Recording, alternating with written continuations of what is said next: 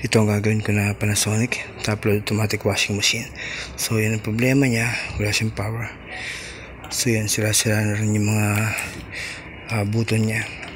So kaya nasira yan dahil pinipilit na pindutin. So isang sign nyo na nagloloko na talaga yung board sa loob.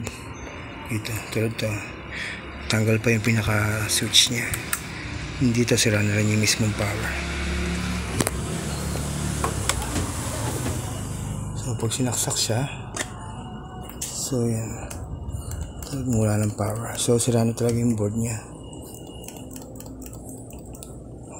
So dito marami na rin ako na-repair na board na ganito. Pero kapag ganito kasing case, tulad niyan, tanggal na yung isang button niya, kung minsan nagiging mas complicated na kung pipilitin pang i-repair. So yan, kaya ako ang solution ko dyan, para iwas sakit ng ulo, back job, so replacement na talaga ng bagong board. Yan, then 1 year warranty ang bigay ko rito kay ma'am.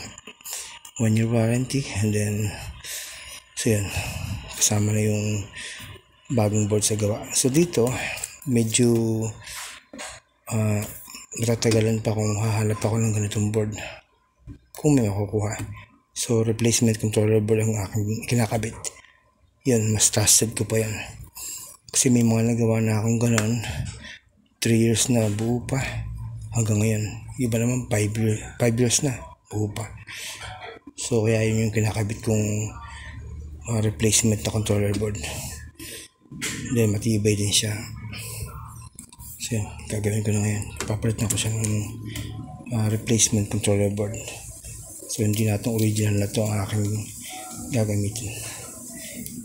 So gawin ko na ito, may okay na ito. Talagang wala siyang power na.